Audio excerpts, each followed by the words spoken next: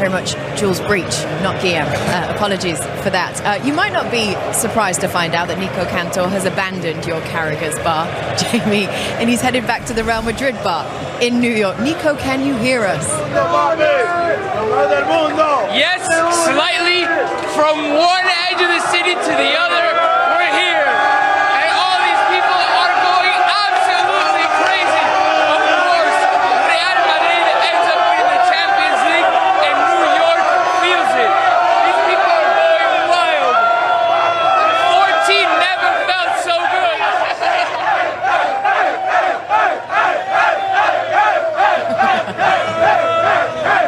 Nico, it's Peter Schmeichel here. I don't know if you can hear me. This is football in the city, yeah. Nico, can you hear? It's Peter Schmeichel here. Come again? No, just from one goalkeeper to another goalkeeper. Yeah, Peter. What do you think of Thibaut Courtois' performance today? Thibaut Courtois absolutely killed it today. He played not only a phenomenal game, it was the game of his career. A brick wall, tremendous, magnificent. There's not enough adjectives in the dictionary to describe how huge Courtois was. Man of the match, like you guys said on the broadcast, unbelievable how he performed, and deservedly so. I think we need to start talking about him being the best goalkeeper in the world. Incredible performance. Brilliant. Nico, always good to see you. Enjoy yourself tonight. Be safe. Drink responsibly.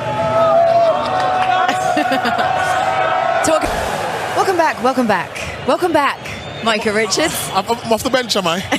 Honestly. Not only my football career, now my punditry career as well. I'm having a word about this. I'm going to the big bosses, don't you worry about this. I stayed and I didn't speak, so I might as well have been with you there. Well, you know what? We're going to give you the floor right now, Micah. You want to talk to us about Vinicius Jr.? No, I mean, it was always going to be different. No, I do. It was difficult, but we talked about the relationship or the matchup between Trent Alexander-Arnold and Vinicius, and I just knew before the game it was going to be tough. Not because I don't think Alexander-Arnold's a good enough defender. It's just the positions he is, because he's so attacking at times, and he's actually in a decent position to start with. He's giving cover to his centre back there. He has one little look. But as soon as the ball goes, his body position, if he would have turned his body position the other way, he might have been able to adapt. If you look at his positioning here, I actually think he's in a decent position because he can get the ball over the top, and as soon as the play materialises, he's not looked. Van Dijk doesn't help him. He's got, two men there, makes a decision, and Trent is just napping at the back post. I think with his game, he's so good going forward. If he can just sort this little bit out of his game, get that out of his game, he can be, one of the best. He really can. I think it's a really difficult one, and I understand what you're saying about the body position, but it's very difficult when that ball flashes across there. Really, I actually think Liverpool handled Vinicius actually throughout the game really well. I think if you'd have said sort of Trent at times and Canate at times, the joy Vinicius got was not huge and causing real problems. Obviously he's got the goal, and yes, Mike was right in terms of it'll never be his strength probably defending, but I thought they handled him throughout the game quite well. And that one, it's a difficult one, that one, when it's flashing across the boxes. When you're saying the body position, I'm not sure where, if he's got to be looking at the ball, and even if that ball flashes across, I'm not sure he could actually get there. I just think when he's in that position there, because he's going towards the goal. If he would just turn a little bit, just so he can still be in that position, but he can look over his right shoulder and just see the man behind him. And even if he's going to stay in that position here, as soon as the ball flashes across, he's then, if you see, he actually takes a little, he stops for a little while. The ball comes over here. He's had a quick look here. The ball's coming in now. If he makes that run towards the ball, he can just cut it out. We're only talking about a fraction of a second, and the decision making. I think Liverpool, what they do is they try and play offside a lot, and so when he sort of does check, it's because he doesn't want to go behind his other defenders really and try and play someone on side. But listen, these are the fine margins that decide the biggest games. Now on the goal, I said it so many times. What started with me is Carvajal overlapping that neutralized Van Dijk, because he doesn't know if he has to go or if he has to follow the overlap. So it's an awkward position that he takes after to defend that cross, but the overlap makes it difficult for him from Carvajal, and Valverde flashes that ball across the box. It's very difficult then for Trent Alexander-Arnold to defend that. But I don't think that he even looks at the beginning at where is Vinicius. He knows Benzema is in front of him. He sees Benzema stopping, so he's stopping with his line. But there is a man behind you, because Robertson was way higher. It's only 3 defending, so you have to shuffle across to cover that centre-back to be on Benzema. So when he sees Benzema, he stops. And that's when it's too late. It will definitely be a goal, and he was, obviously. It's very difficult to defend that one. But I understand where you're coming from, because you're trying to say if he had done that, he would have saved it, for sure. But I don't even know if he looked while he was running to see where Vinicius was, when you should know that he's there, because he spent the whole game if he would have turned there. If he would have turned his body position, he would have seen where he was. That's the whole point. Yeah, but that's tough. You have to close it on Benzema straight away. You're not defending with 4 there. When you're defending with 3, you have to cover your centre back there. That's why he's going straight away. But it's a tough one for me, to be honest. It's a very tough one for Trent Alexander-Arnold to defend on that one. But I understand what you're saying, though. You don't really like to argue with Terry, do you? Terry? No, it's a game of opinions. No. It's great. I've just mean because I've played so much in that position. Yeah. And because of... Jay makes a good point. They do try hold that high line. But because he's stopped and he's not gone with him, now he's the one who looks like he's been exposed because of what they want to hold the high line. But at the back, if you don't look over your back shoulder, Trent's going to get the blame for the goal. After the build-up, it could have been someone else. But when someone runs behind you and you don't see... No, but I agree totally to disagree. No, but he made a great point. I was just saying I thought it was very difficult to defend on that one, because it was... Remember, Liverpool lost the ball. So he shuffled across a bit more, thinking about Benzema too much, and he forgot about his winger. And by the way, just so you know, the man that won the Champions League there played me as a wing-back for Juve. So I've been in that situation. And when I was playing as a winger, I've been also in that situation when you think that it's done, and suddenly you see the guy appearing on your shoulder, and you're like, oh no. Well, and he managed to make that save. And had it been 1-1 there, I think Real Madrid might have just deflated, and Liverpool would have gotten a little bit of momentum, and then we know what Liverpool then can do. He was incredible.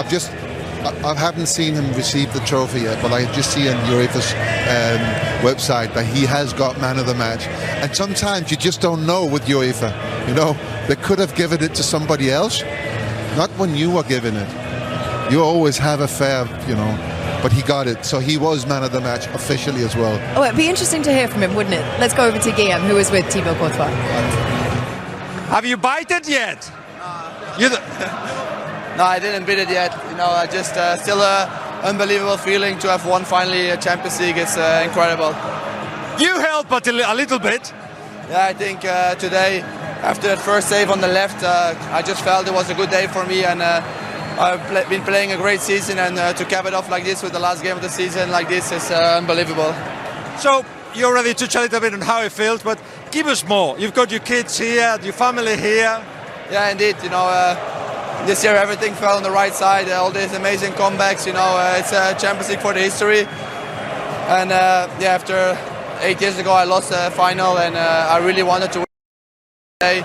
That I didn't want to let one ball in. I think they were the most dominant team, but finally you have to win. It's sometimes hard, and a goalkeeper also plays his part. Today was a game for goalkeepers because you defended a lot and very close to you as well. Yeah, indeed. We knew we didn't want them to play in the back of the defense because that's their strength. So I think the first half we did quite well, but then like the save I did on Mane is the ball that is in between lines, and there we didn't defend as well. But I think in general I just felt it was my day and I had to save everything. You felt that in the second half things got better for you, perhaps even from the disallowed goal? Yeah, definitely. I think the disallowed goal gave them a bit more fear and gave us more confidence. I don't know if it was rightly called off, but the referee explained me in half-time, so yeah, I guess it was fine. But I think second half we played better, we did more, we were positioning ourselves better on the field to cause them pain in the back of the left and right back. I think there was a difference today. Last one, choose a save. Out of all the ones that you did, one. I think the most important one must maybe the one of Mane, because if they score there, the game is really different. So with 1-0, okay, it's still important to win the game, but it's different. If they come ahead, it will be much harder for us. So yeah. Congratulations, Thibaut. Thank you very much. You have a short one as well. Fantastic. A couple of records that he set tonight, by the way. Most saves on record in a Champions League final, 9 saves tonight. Most saves on record in a Champions League season, 59 saves all season. Let's take another look at that goal that he referred to there, the one, the save, I should have said, the Sadio Mane opportunity. Let's take a look at Get a little touch to it and it goes onto the post. For me, that is a game changer there. If they score, as he said, if they score there, it becomes a completely different game. Then Real Madrid, they have to go further forward, and then they have to leave a little bit more space for Liverpool and their attacking talent. And I don't think they could have survived that. So that for me was a key set. Hey, technically, a goalkeeper making a save like that, that goes down to, you will always remember that save as one of your best. Doesn't matter what game you make it in. You make a save like that, that's like scoring, overhead kick in the corner, you know. Well, for time reasons, we do have to go to a very quick break. We are going to be... And his record is second to none. In honour of... Carlo, congratulations. You are the first manager to win the European Cup 4 times. How does it feel?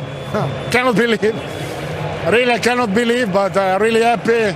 But not for this, because we were able to win this competition, really difficult competition.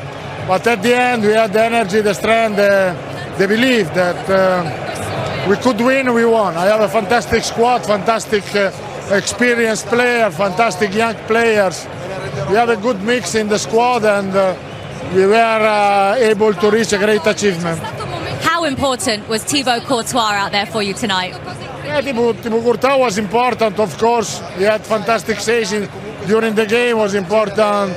The solidity of the defense was important. The attitude of the player when we had difficulties. You can win the Champions League if you are able to put together all this kind of quality.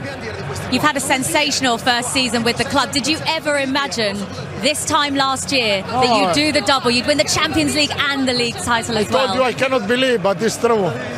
14 times Real Madrid have now won this competition. What makes the club so successful in Europe? I think that the history of Real Madrid is something magic with this competition.